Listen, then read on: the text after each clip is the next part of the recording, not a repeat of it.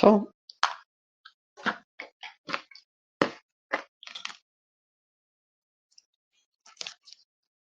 hello, Martin is here. So we are starting a space. Let's wait a little bit. Tarmo will join as well. And now Tarmo requested. Approve. Tarmo, can you hear me? Tarmo is muted. Can you hear me? Oh, okay. Okay, so we had to create a new space. Somehow the old space didn't work. We don't know why the old space didn't work. Anyhow, Tarmo, can you hear me? Yes. So the old space couldn't. Somehow the old space didn't work. Okay, let's get started. I'm just checking it now into Twitter. Yes, the space is there. Okay, but I deleted the old tweet about the space. So let's get started. Okay, so let's start with introductions. Then we speak about the AI, and then we get into the topic generative AI use cases in a Web2 and in a Web3. Okay, now sorry again for this little hiccup in setting up the X-Space. This is our 7th X-Space. Okay, I tried it first to start it from the desktop, but somehow it looks like I cannot start the X-Spaces from desktop, so I'm starting them for the mobile. Now, from now on, forever. Okay, then let's get with intros. Let's intro each other, then let's intro as well our project ChainAware, and then let's get in a discussion. Tarmo, would you like to start with the intro? My name is Tarmo. I'm distinguished architect. I'm ex-chief architect of largest Swiss banking platform. In architecture, overall experience around 25 years. In blockchain experience, 12 years. PhD in Max Planck by Nobel Prize winner. Well, short me, Martin, back to you. Oh, okay, and okay, Tarmo has pretty many master degrees and he's a PhD, and I have as well pretty many master degrees. I'm not PhD, so luckily I'm not a PhD, but we both are the CFAs now. We have been in a Web3 sector pretty long. Our previous project that we did earlier was a smart credit. Now we focus on smart credit and on ChainAware. Smart credit is a borrow lend, fixed term borrow lend, and at ChainAware we focus very much on the AI. And we focus on the AI and the Web3, on the AI and the blockchain. So now, and what do we do in a ChainAware? We have a predictive AI. So that means we predict a lot of things what are happening in the future. So for example, one of our use cases that we are in production now, more than 14 months already, that's a fraud detection, like AI-based fraud detection for the Web3. We predict where the fraud is happening with AI algorithms. We have another product that's a rug pull detector. So we predict the rug pulls. So what is a rug pull? Like the investment pool is created and then someone is then taking the funds out like the creator, and then everyone is losing not 10%, 20%, but 100% everything. That's a rug pull. So we have a rug pull predictive rug pull detector. So before it happens, so this is, and then we have as well an ad tech, advertisement technology, AI based. So these are existing use cases. So we have been in a Web3 with a very interesting products, and we have as well a credit scoring. So we did as well a credit scoring for the Web3, okay, for the Ethereum chain, so that we can, based on the Ethereum blockchain history, we predict how good credit score someone is or is not. Okay, this is of course very good for the lending, and yeah, that's the this is what we do from in AI in a ChainAware. But today's topic, okay, let's get back to today's topic. It is a generative AI and use cases in Web2 and in Web3. So let's start first with this one, Tarmo. What is a generative AI? Let just give a little introduction. So very simple introduction. Very simple. Generative AI predicts in a given context the next word. And it's like our unconscious thinking. We just speak, we don't know exactly what is the next word, we just speak, and this is what is generative AI. It is unconscious speaking, it is not reflecting, it is just giving out words in a sequence. Okay, can you explain a little bit more this reflecting and what does it mean? And what does a sequence mean? if you reflect, for example, you say something, like I said now, I say something, and then I maybe reflect, what did I say? Or I reflect before I say something, or I reflect what I want to say, or when I write an essay, for example, I make first iteration, I reflect. I make second iteration, I reflect. I make third iteration, I reflect. And generative AI is just it writes and it don't reflect. And this reflection is level 2 thinking. This is where our cortex start working when we go over into our physical body. And in generative AI, we can compare it with our old brain or what is below cortex, where it's all our unconscious thinking is. It is just sequence of words. We have learned it somehow that you can say after this word says next word, and this is generative AI. It's a kind of unconscious thinking. It's not reflective thinking or level 2 thinking. And why do we need a reflective thinking? Reflective thinking is this, where you create new things. Unconscious thinking is you repeat something. You repeat what you have learned in school, or you repeat what you heard in marketing or some advertisements, or what governments want to say. You just repeat it. This is level 1 unconscious thinking. Reflective thinking is you start thinking, what is what I really want to say? How can I say it?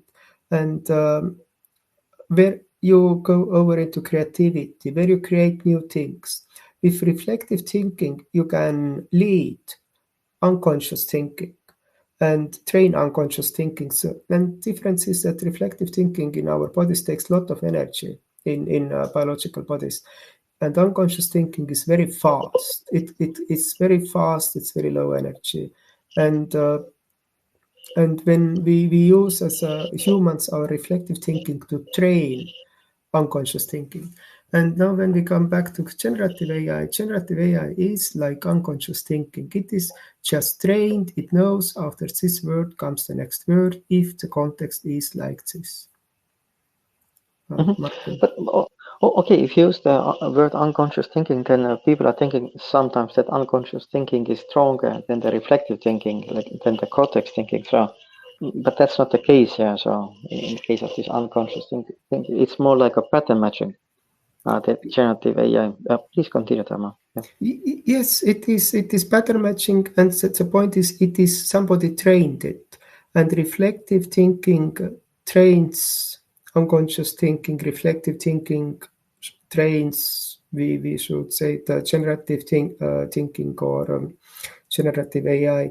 And what we miss in generative AI is exactly this reflective part. It's just pattern matching. It can say after this word or after this element comes the next element. This is what is the technology. It's still very good technology. It has a lot of applications. It is just we have to be aware this technology is limited. Okay, yes, and for the listeners, okay, we have at the moment a little listeners because we had to reset the X-Space because we couldn't the voices to get connected, so we had to restart a new X-Space. So, but if you listen to this, at least you see we are thinking a little bit unconventionally. So, like we are not telling you these things that you are hearing now, the mainstream way of thinking. Let's say we have launched pretty many products, pretty many of them successful products. So uh, we are pretty much experienced, so we will connect the dots slightly from a different points of views. Okay, then even if it's different than that we are usually hearing about the generative AI, we just connecting the dots. So listen in and enjoy, relax and enjoy. Okay, Tarmo, but the topic was today then as well a Web 2. So that means generative AI and then a Web 2 and a Web 3. So actually we want to look like how is generative AI Yes. used in Web 2 and how is used in Web 3. So please, what do you think, Tama? It is Web 2 is a kind of a pre-stage for Web 3. In Web 3, we speak always it is a blockchain technology. It is not only blockchain technology. Web 3 means 100% automation. Everything is automated. Now, when you go over to Web 2, you have partial automation. your business processes are partially automated. You have a lot of manual tasks later in backends. And this is now the biggest difference between current Web2 and Web3.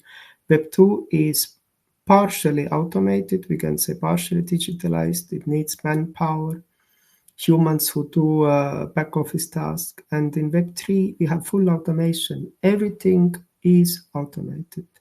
And Okay, now, let's just, please. Tarmo, I'm jumping in sometimes. So just to visualize this, the word of the back office, like what does it mean, like the manual work? Okay, Tarmo and me, we both work with Credit Suisse, like Credit Suisse in Zurich, 10 years of myself. Tarmo, I think you worked a little bit longer. Now, Credit Suisse is a very good bank, but the takeover of UBS is a different story. So we are not speaking about these things, but before it was a pretty good bank.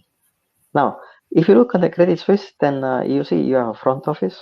The front office is interacting with the clients, like a relationship managers, so corporate clients, and so on and so on. These are actually, they have a client relationship managers. They bring the revenues in the companies now, but per one front office employee, you have eight in a background, in the backend. So this is then all the operations, this is the IT, this is the compliance, this is you name it, you name it, you name it.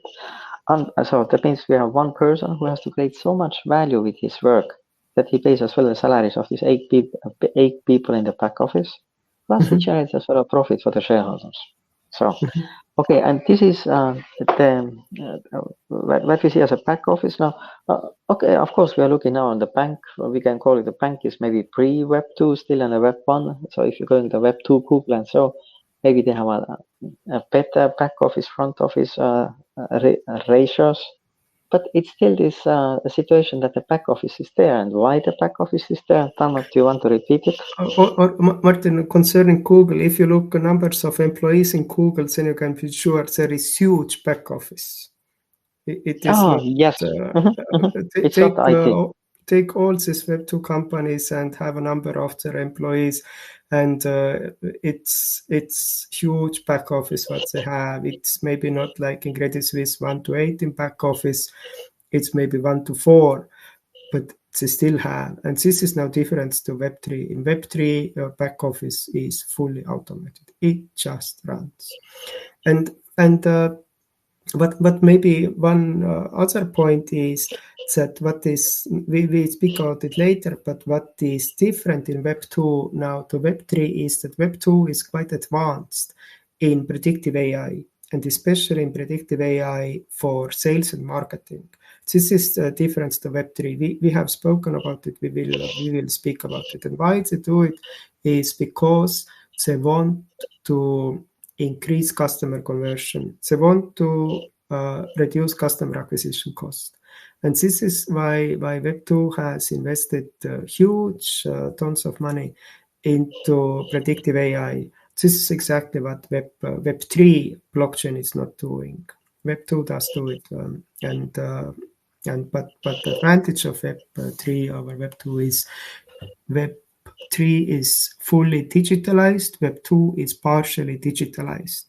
And yeah, Martin, maybe. And this part, I'm just jumping in, and the partial digitalization in a Web2 is then balanced out with a huge back office. So, and this back office, okay, 1 to 8, let's say in a Credit Suisse type of corporation, maybe 1 to 4 in Google style of corporations. Okay, and Twitter, of course, in Twitter it's much smoother, but okay, let's leave Twitter aside. We love Twitter. Okay, except today's hiccup, like setting up the X space, so we love Twitter. Okay, but I want to say that means there were backends and we had the back offices, and back offices are there. They work with IT systems, but there's so many manual operations. And now let's jump here to generative AI. How does generative AI help these back offices? How does it increase the automation? Because the goal is probably automation. Let's take these use cases. The first is all support tickets. In Web2, you have enormous number of support tickets from customer or from back office employees themselves. And you can use generative AI just to automate these support tickets. It is where you have enough data. You can even retrain your LLMs, and you can fully automate your support tickets. And Martin. Maybe let's just add 2 or 3 words what the LLMs are, so that people see that, because we are speaking generative AI, okay, that's with LLMs, and we're speaking predictive AI. Come on, please, 2 or 3 words about LLMs. Yeah. Large language models, these are trained with huge data corpuses, all public data that we have in public web, crawled web that we have in the world. And they have this capability to predict what comes next. And now to build a support tickets agent, all you have to do is to take your old support tickets, you add it as additional training data, you retrain the large language model, and you have an AI agent which can just solve support tickets. And you have full automation with your support tickets. And it's very, very similar, like if you take now Web2 companies, their channels, they have channels like phone, email, letters, chat, and if you take their phone channel, this is again, you can just take generative AI, you can use it, or first you need speech to text technology, then you take LLM to analyze what customer says, you generate a response, you generate from respond again a speech, and this is with Grok technology, for example, goes very fast now, and you have an AI service agent over phone. Again, you get full automation. If you don't need any more these people who answer phones and try to solve issues in call centers. It's fully automated. Let me jump in. So what corporations, they're very much driven by the profit margin. So they are continuously optimizing. They want to increase the profit. You increase the profit, cash flows. Your share value discounted cash flow model goes up. Now, and let's think of back offices. Earlier, the back offices, they were, let's say, kept in Europe or the United States, or it's in the location of the headquarters, the back office. And then there was this huge business process BPO wave, business process outsourcing. Back offices were moved to the India, to some other locations, the cheaper locations. Maybe the quality improvements were not there, but the cost improvements, they were massive, factor 2, 3, 4. Cost improvements, which was perfect for the balance sheet, which was perfect for the cash flows. And now what we are seeing is that this generative AI is just a next step for the corporations to optimize the balance sheet. Like we spoke about the support case. Yeah, please, Tarmo. Yes, you can eliminate all your support employees. You can eliminate all your customer service call center. And even you can do the same with all email processing, what you get into Web2 companies, the same as you build your support ticket system, you can AI system, you can build email processing system, AI agent for emails. Or if you still get letters in on paper, you do your OCR, and then you build again an agent that reads these letters and responses, and you generate the output. So, Martin, what you are saying is that all these back office jobs are actually going to be eliminated in Web2 companies. And it means that Web2 companies' profits are going to increase massively. Yes. Massively. There is no mess with this business process outsourcing. There is no mess like controlling your, okay, you're controlling your business partner, setting up the SLAs, you name it. So, which creates a highly undynamic, very static organization, which is not moving, very unfragile. No, okay, very static. Let's call it a very static. So if someone is trying to change some business process in some corporations, wow, have fun. Very difficult to change because so many different locations are involved. Yes, Martin, and what it is, we are now listing these cases like support tickets are automated, all service channel is automated with generative AI. Customer email processing is fully automated. Customer letter processing is fully automated. You can go even further. You can automate all compliance checks by onboarding. This is hundreds or thousands of pages of compliance checks you have to do for customers or the behavior. You can automate it with LLM, and you can go even one step further. What is going to happen is that in Web2 companies, everything what is happening is in log files. And you can take these log files and you can train your AI agent, your LLM agent, your generative AI agent on these log files. And what it means is you can then automate everything what happens in your Web2 company backend. And the automation means you need less workforce, so which means that immediately, like you have higher profit margin. Okay, either reduce the cost, or you just have an increase. You increase your profit margin, you increase your effectiveness, meaning you increase the value of your company. So, and so that means the drive behind the generative AI, it's the drive of corporations. Let's say to increase the market cap, the market capitalization. How do you do it? You increase the cash flows. No? You can increase the cash flows via two ways. You sell more, but it's difficult. There's always competition around. Or you just increase your operating cost, meaning you have to reduce the workforce. So that means you go down from the... You can't do any more business process outsourcing or hire or send tasks to low-cost locations. Now it's more profitable to go over to the next technology, and this is to use generative AI to solve these repetitive tasks. And this is what is the generative AI boom. Generative AI is Web2 technology. It helps to automate the part of Web2 which was not automated, and it helps to further reduce cost in Web2. Just that Web2 companies get fully automated and they can massively reduce their workforce. This is the business case of generative AI for Web2, and this business case is huge. It is huge business case, and Martin fully agreed. It means Web2 companies' market values are going to increase massively because they sell with the same price as currently, but their cost will drop probably 2-3 times. Let's say if the ratio 1 to 4, let's say Google, okay, the assumption is going down to 1 to 2. You're always like, you're 40, 60%, 40% less people in the company. Yes. And please, Tarmo. And this is generative AI business case for Web2. You can achieve full automation. And now have a look on Web3. In Web3, let's jump now to the Web3. Yes, and let's emphasize what's the key difference between Web2 and Web3. Tarmo, please. In Web3, you have already full automation. Web3 is fully automated. It is fully digitalized.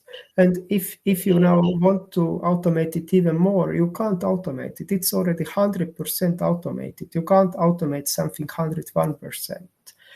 So all this automation potential is already done.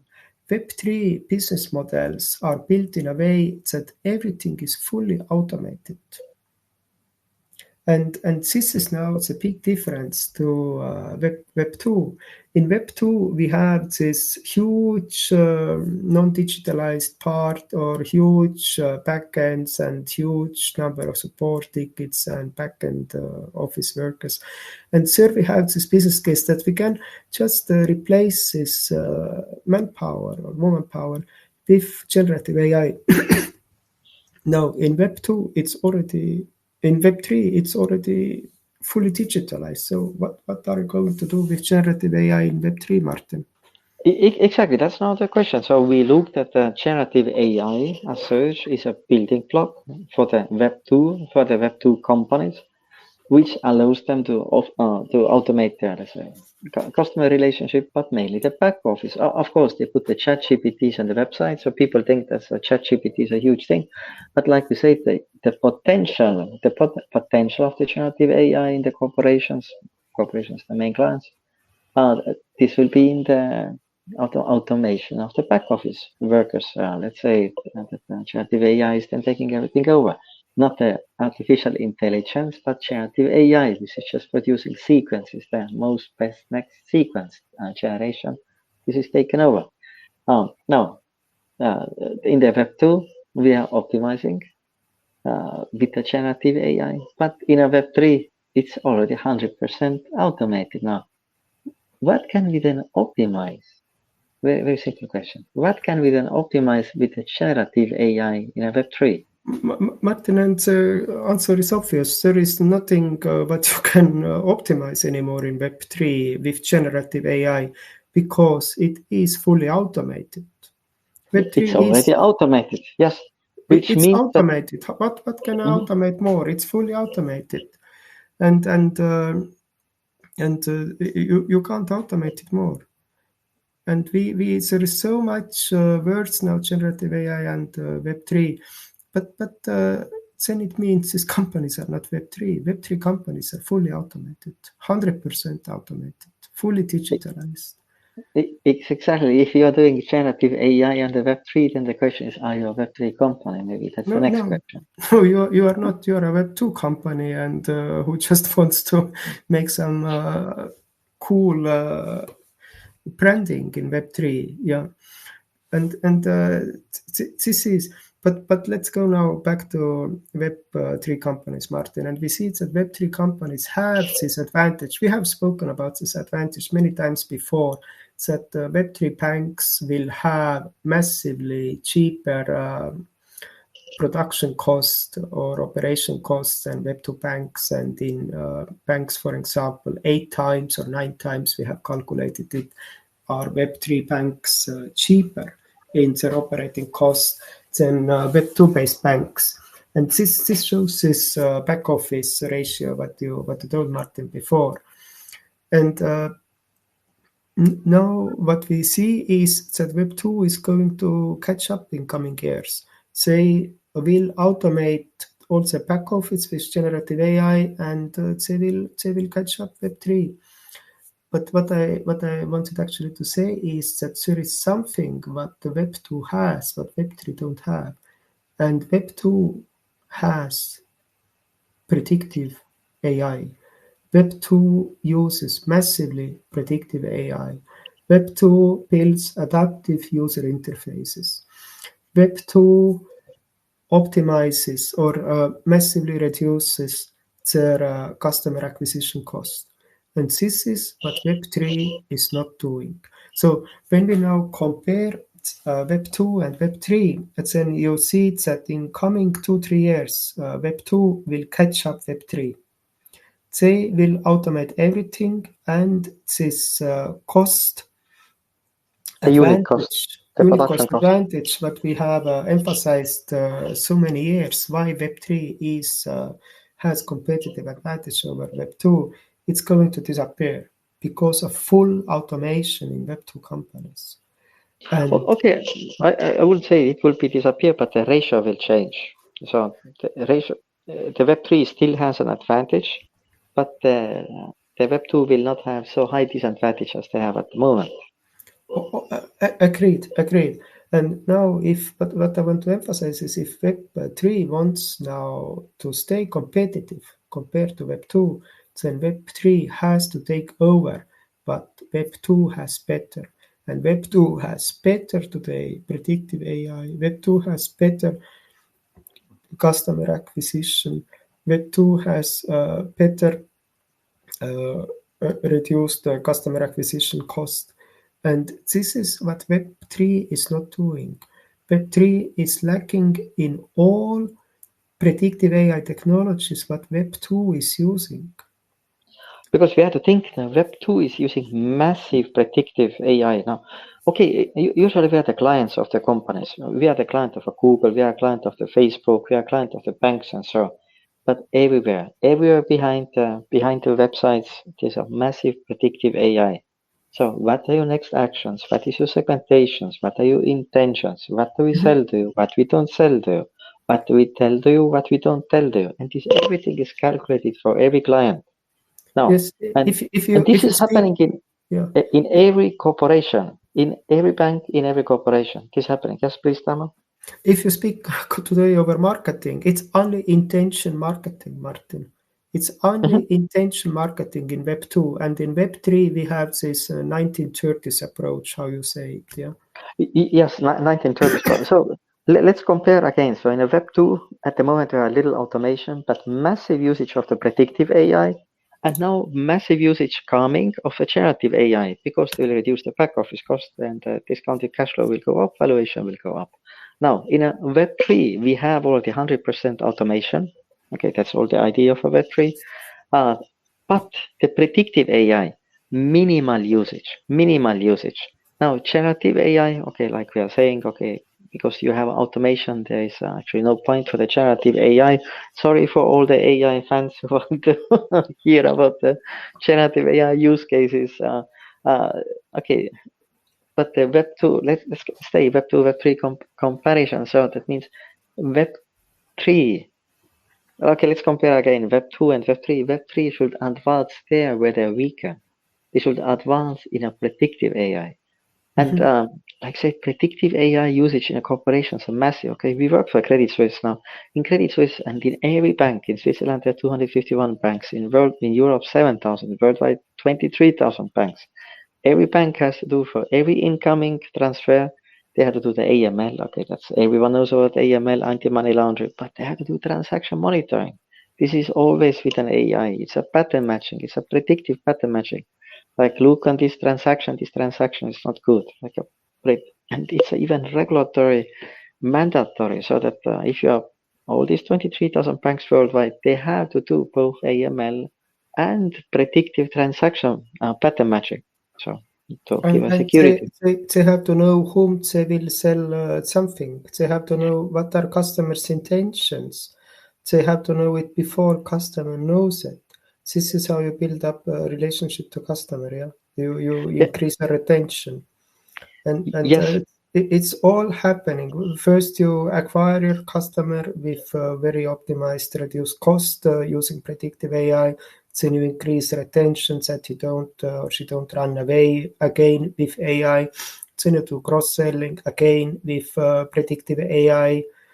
This is how Web2 today works. If you don't do it, you are not competitive as a Web2 business. Your operating costs are huge enough because of missing automation. And this is the reason why Web2 companies have so much invested into predictive AI, just to be with these huge non-optimized back offices, just to have some capabilities. to whom? Yeah, I just made this fraud detection example. Like people even don't think that it's there. But of course, the biggest use case, that's the client acquisition, cross-selling, upselling, other projects, other product selling. So you have to know your client. Like in a Credit Suisse, if you pick up the phone, you know what to tell to this client. So you know when the phone is ringing, you know it then. You know what you have to ask for the client. It's not so in a Credit Suisse. It's so everywhere. And this is not some CRM, that's called customer relationship management system, where someone is then typing in, I have to ask client this and this, this. This is calculated. This is calculating via the algorithms. And with the algorithms, you calculate to whom we are sending which messages, to whom we are not sending any messages, whom do we approach when. That means if people are speaking of the customer relationship management, sometimes this is naivistic approach, meaning that I'm just typing in like what I did and with whom I spoke and so on. No, maybe in a very small scale. Now, if you're getting in a bigger scale, 40 years ago, Martin, it was like this. Yeah. 30, 40 years when it started. So I'm typing in now, but the main challenge is find new clients. Who are your new clients? Meaning get your acquisition cost down. Then get the clients to the website. You get the clients to the website, give them personalized website, adaptive websites. Now the adaptive websites and a Web 2 are so normal. We even don't think about them. But you can make a very simple test. Log in, for example, on Amazon or eBay, look what screen you get and ask your friends to log in. They will get a different screen. because the screens, the pages that you see, they're customized based on your intentions, intention-based marketing. Okay, so first, get users to your website. So whom do you target? Okay, this is a massive market. Okay, we're going to marketing market, very intention-based marketing market. It's a massive market. People are not speaking how big it is. I think Europe alone is at 30 billion annually, this market. Then when people are on the website, get them to the adaptive, get them adaptive messages. But this is all based on the analytics behind and then AI analytics behind the intention calculation. What does this guy want? What do we sell to him? Now, and then when you convert him to the client, so his client lifecycle is starting, but then you have to keep him a client. When do I communicate with him again? How do I communicate with him again? All this client lifecycle is starting. What do I sell him? What do I cross-sell him? What I don't sell to him?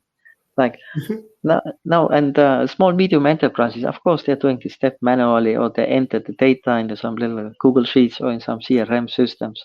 Yes, if you're a small, medium enterprise, you can do it. But now, if you're going to corporation, you have this automation there. You have automation. Get people to the website. You have automation. Which messages I'm showing to the website? You have automation. Full client life cycle. There is no other way. If you don't do it, Martin, you are not competitive. If you don't do it, your acquisition costs go too high, your retention is too low, you have no cross-selling. So you have to do it. In Web2 companies, if you don't use predictive AI, you are out of business. And the predictive AI main use cases. Okay, the two main use cases. Okay, one, fraud detection, of course. It's a defensive use case. I don't generate with this any revenues. I'm avoiding losses with this. But the main use case, the main use case, this is the client acquisition, client targeting, client lifecycle. This is the, let's make in a Credit Suisse example, like the systems that you know in advance, like you see the client is changing a little bit his behavior. So these are the indications that the client is a little bit in a better, like a financial position. We don't know yet why. So, but he's in a better position, and the systems automatically recognize this, and you start to target this client. You don't know when, why, but the system is telling you target now this client again. So, and these are the two areas. Okay, the fraud, I'm avoiding the losses, and the revenue generation, like a full client acquisition, and the massive predictive AI on these topics. And okay, usually it's pretty hidden. It's pretty hidden topic in the same way as our marketing and advertisement technology is pretty hidden, because people, let's say, they feel uncomfortable if they know how much data these marketing and tracking companies collecting about them. Okay, let's say if Google has, how many attributes does Google have about every one of us? Like 2,000, 3,000? Facebook, the same? Yes. And these are not just an attributes like he lives in some area or he eats ice cream. Or no, these are his intentions, because the market is based on the intentions, meaning what do you do as a next, what are your intentions? Not what you say, but what you really, internal motivation, intentions. And this amount of data is massive. And maybe this is one of the reasons why people are unaware, like how much this data processing is done by this, let's call it the Web2 companies, on the client interfaces, on the customer lifecycle, on new client acquisition, like how much of this data processing is done. Martin, Web2 has understood it, and the issue now is they have understood also generative AI potential, and in 2-3 years they have full automation. Web2 companies. Exactly. Then we have 100%. What are Web3 companies doing? And we see it okay, we have in a ChainAware one solution. This is advertisement technology. It's a targeting solution. We see pretty much how the Web3, like, okay, let's separate two topics, client acquisition and then client lifecycle management are working. The client acquisition, this is 1930s. What was it, 1930s? You put some article in the newspaper, or you put some ad on the newspaper. Everyone sees the same ad. Every person sees the same ad. Okay, assumed he's buying the same newspaper. Now he goes to your shop. He's on the shopping floor. On the shopping floor, he gets the same message. Everyone sees the same shop. So same message to everyone in the media. Same message to everyone on the shopping floor. Now the Web3 marketing is fully the same. everyone is getting the same message, like via the influencer or via the media, or then a lot of this displays and so on. So everywhere gets the same message. Now he gets to your website, like your product is 100% automated, and you get a client to your website. Everyone is getting the same message on your website too. So you are saying like everyone has the same intentions. No, they don't have the same intentions. Web2 user interfaces are adaptive. Web3 user interfaces are very much statical user interfaces. So, and what we see is in our Web3, like, well, let's separate these two topics. Okay, the client acquisition cost and client lifecycle. Client acquisition costs are huge. And why they are so huge? Because of this 1930 technology, like this mental model, like you need to use the influencers, like a Twitter influencers with other influencers, or you had to buy a lot of media. Of course, the media publishers are totally happy about this, and all these influencers, like who are selling the huge brands, influencer brands, they are very happy about this. But the question is, what's in then for the Web3 companies? And let me tell you, like a Web3 has a massive client acquisition costs. Customer costs to acquisition are massive. And now you get this client on your website, he's connecting your wallet. Okay. And the moment when he connects your wallet, you see his full address history. You can calculate so many things. And that's what we do in ChainAware. We calculate so many things based on his blockchain history. In the moment when he has wallet connected, we know what he wants, we know what he doesn't want. But the Web3 companies, they're still giving the same message, even after he connects the wallet. So although you know already what he wants or not, that means we have this, let's separate them, client acquisition, the massive cost in a Web3, especially because of this 1930 technology, same message for everyone and same shopping floor, same web page for everyone. Now, and then we have the client lifecycle management. So client connected, he connected his wallet. What do we offer to him? Do we want to offer for every client the same stuff, or do we want to offer to the client slightly different things based on their intentions, based on their previous history? And the blockchain is beautiful. We see all his previous purchase history via the blockchain. We see which other platforms he has used, what other items. Okay, there's less buying, more platforms. Which NFTs he has bought, which gaming he has done, which borrow lens he has done. The full client history is there. The moment when he connects his wallet, he's taking his client history with him. So no one needs to type in a CRM system what the client did. You have it. He takes it with you. And now you think the full client history is there. And are Web3 companies using this for the CRM, for the client relationship management? No, it's not used. We don't have adaptive user interfaces and very little cross-selling. And the result of this is that Web3 is inherently ineffective because the companies are fully young, with limited cash reserves. Young companies, limited cash reserves, and now they have to spend so much money on these ineffective marketing approaches, like customer acquisition and customer lifecycle management. So on the both of them, massive money, meaning okay, the money is maybe needs to be spent wiser. It's not about the amount of money you spend, it's about how wise you spend the money, or wiser spending of the money. But now, Tarmo, this is your point that you're saying that if this continues in the same way, then Web2 will become more competitive than a Web3. Tarmo, back to you. Like, just if we iterate this thought. Yeah. Yes, Web2 will.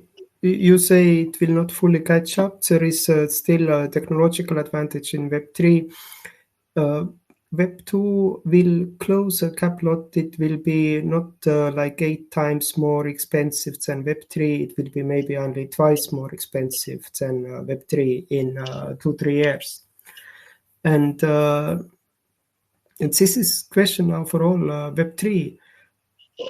Do we want to just sit and have a look how nice dream of Web3 slowly disappears, or do we want to change something and start taking over technologies from Web2, start using predictive AI? ChainAware has fraud detection, ad tech, rug pull detection, credit score. It has technologies that it says what are intentions. Use it. you get competitive advantage. And it is not that other Web3 companies are your main competitors. No, Web2 companies start using generative AI, and this will clean up. So if Web3 wants to survive, there is only one way. This is start using predictive AI. Technologies are here, take them, use them. Yes. Yes.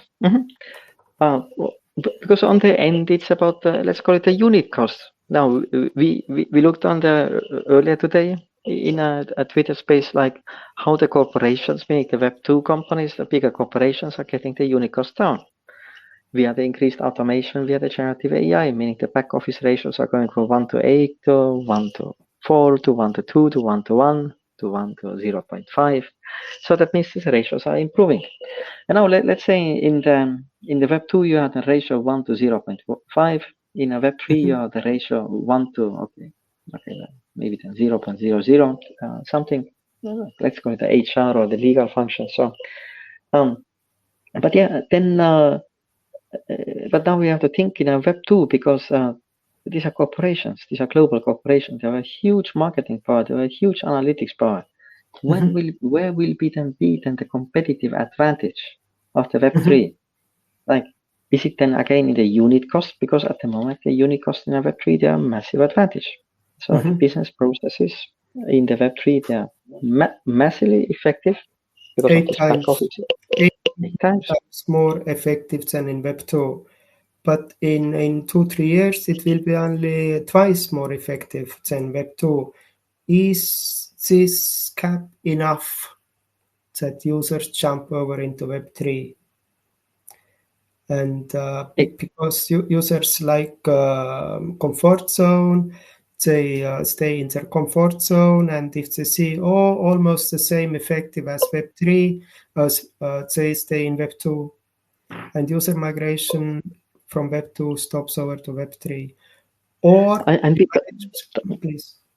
And Tarmo, we see it actually in the crypto as well. Like we have people in a traditional finance, and then all these crypto users, which are now 500 million, or which are 800 or maybe 1 billion of people. But de facto, 90% of them, they're in the centralized finance. They're on the Binance, they're on the OKEx, they're on the what else are there? The Coinbase, they're on this kind of platforms, which are just a traditional finance with other asset class. The asset class being like a crypto token. So yeah, okay, this is, and then the next stop. So we have traditional finance. So, okay, traditional Web2. And then we have centralized finance. Okay, like a lot of people, all the people who are trying to get crypto, they're trying to get centralized finance. And then we have a Web3. Okay, 50 million, maybe now 80 million people. So pretty small. And a Web3, of course, the unit costs are massively advantaged. The unit cost to the traditional finance, even the unit costs, let's see, like the Uniswap trade volume versus the Coinbase and so trade volume. So the unit costs okay, now I don't know now exactly, but I think they're more effective. Yes, they're more effective in the Web3 than the Coinbase. Of course, they're more effective. Yes. So, but then is the question: how will this funnel develop? Like, will the Web2, because we have these three components now in this funnel. We have the Web2 companies. We have this, let's call it CeFi companies. This not meat, not mushroom, something between. And then we have a Web3 company. So how will this funnel develop? Will Web2 take over? Will centralized finance become stronger, or will Web3 become stronger? Because on the end, it's a unit cost question. Whoever is offering the most effective unit cost, this will take over. Martin, it's very simple. Innovate or disappear. Innovate or disappear, yeah. Disappear. And if Web3 just stays in their technology paradigm and avoids using predictive AI, Web3 will disappear. And the main reason that is it's a unit cost. So the unit cost will thrive, that the unit cost will equalize between the Web2 corporations and the Web3, let's say, the companies, protocols. The unit cost will equalize. And okay, every new technology requires as well a little jump, like so it's you have to get out of your comfort zone to try some new things, to learn, to make some errors, and to get rug pulled. Okay, we have technology for this to predict who will do the rug pull. So okay, there is some learning, there is some cost of learning, a little emotion. So that means people are going to a new technology if the unit costs are really more effective in the new technology. If there is, let's say, non-significant advantage, then it's not coming. So, and you see, we started this today's discussion on the topic generative AI in the Web 2 and the Web 3, but now we got to the unit cost, because unit cost, that's all we can use as well a transaction cost, not the transaction cost in the sense of my gas cost on the Ethereum, but the transaction cost per business process. What is my business process transaction cost that I'm completing end-to-end business process? So For how much is user. it now per user, per user for the platform, and and for user himself? So how much is it in the Web 2? How much is in the CeFi? How much is it in the Web 3? And on the end, it's a question of the transaction cost. So you have to take your transaction cost down. And whoever is, or not the gas cost, I'm not referring to the gas cost, I'm the business process.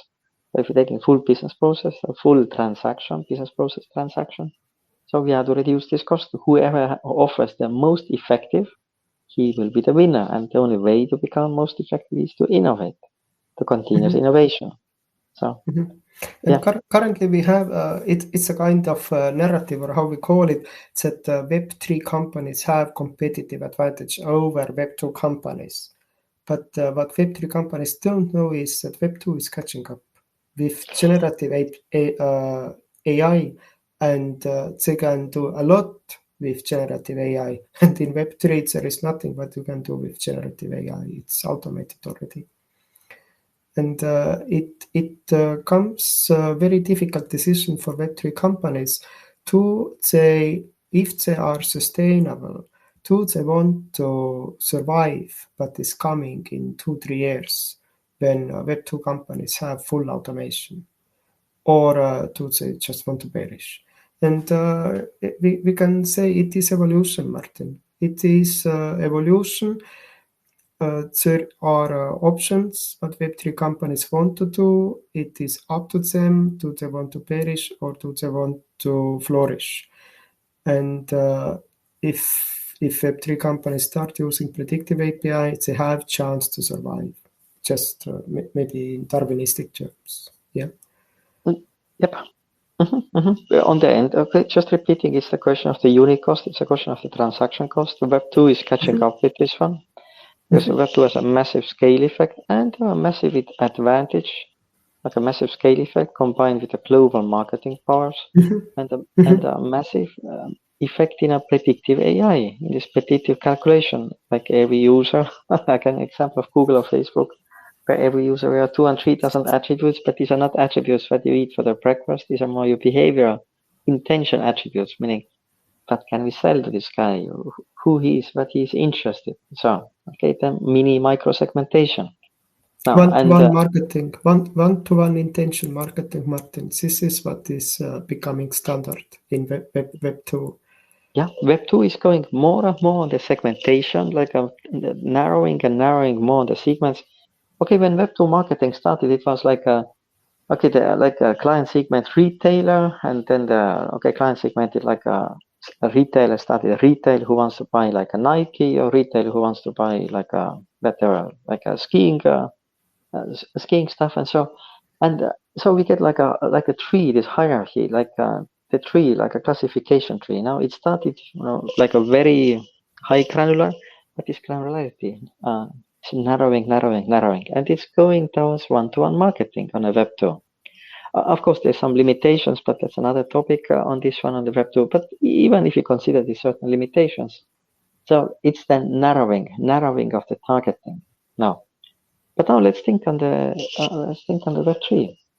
In a Web3, we have blockchain addresses, and the data is public. We see the users' behavior. We see what the users have done before. We see the experience. We see the willingness to take risk or to avoid the risk. we see the intentions, what they will do as a next. Are the borrowers, are the NFT dealers, are the gamblers, are the gamers?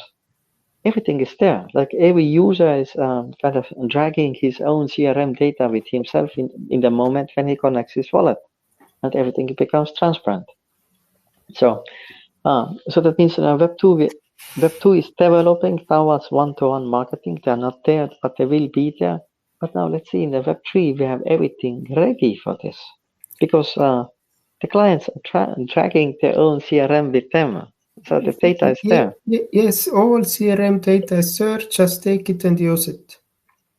Just take it and use it, and build your user interface like adaptive. We have technology as well for the adaptive user interfaces with the banners. You just over the user interface, you configure like for which intentions do you show which messages.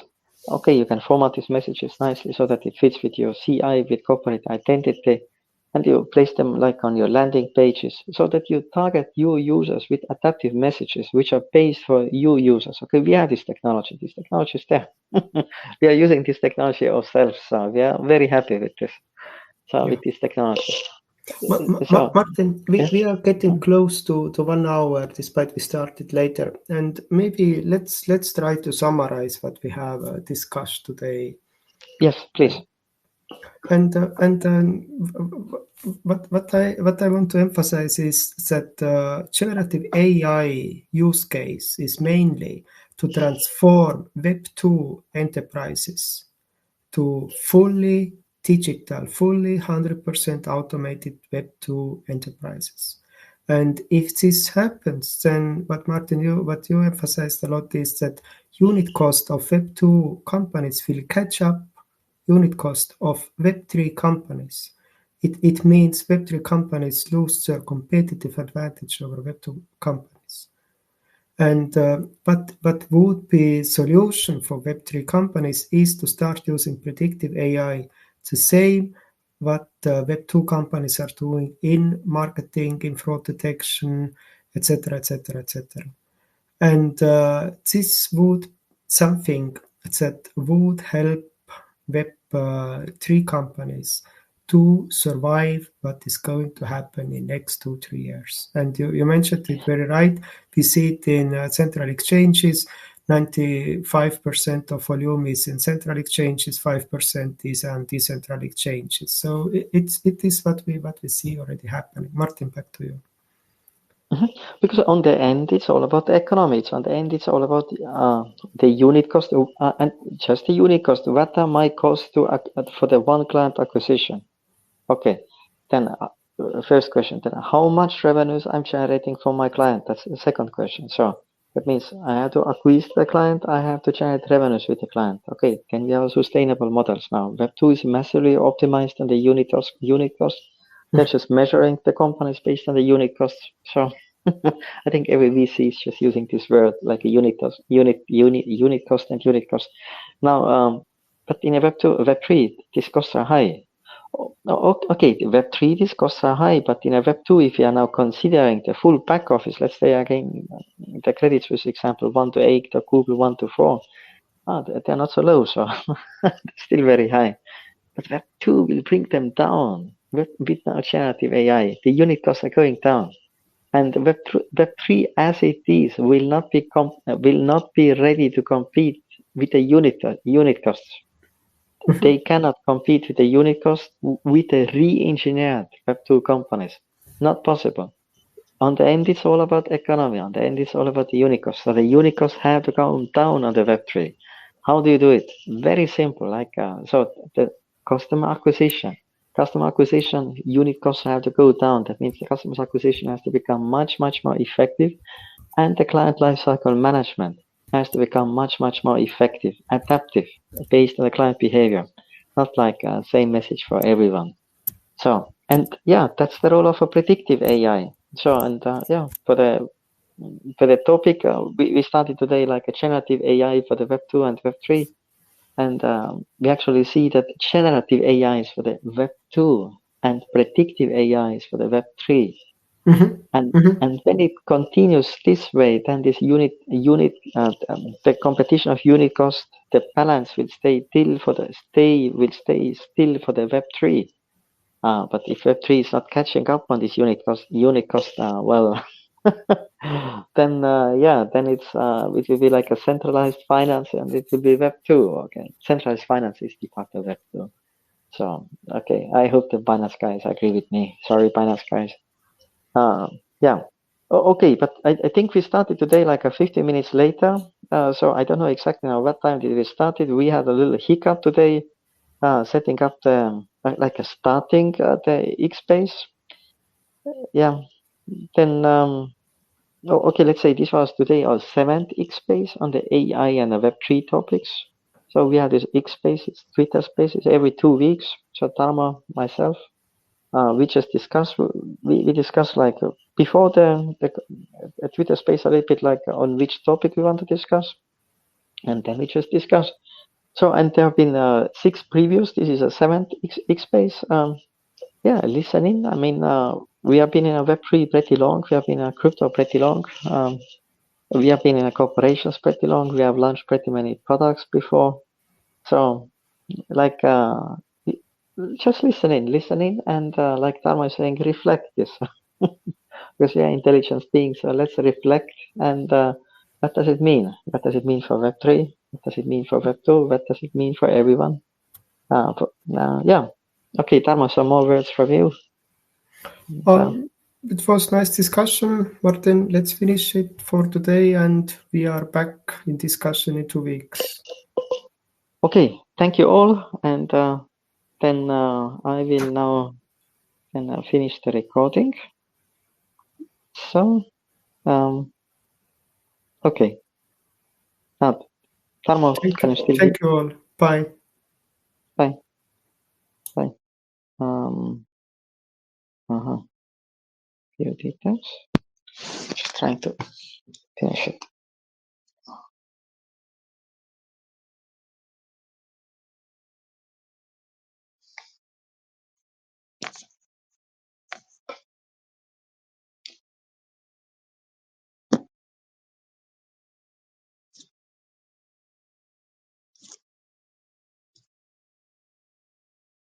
Okay, now finishing.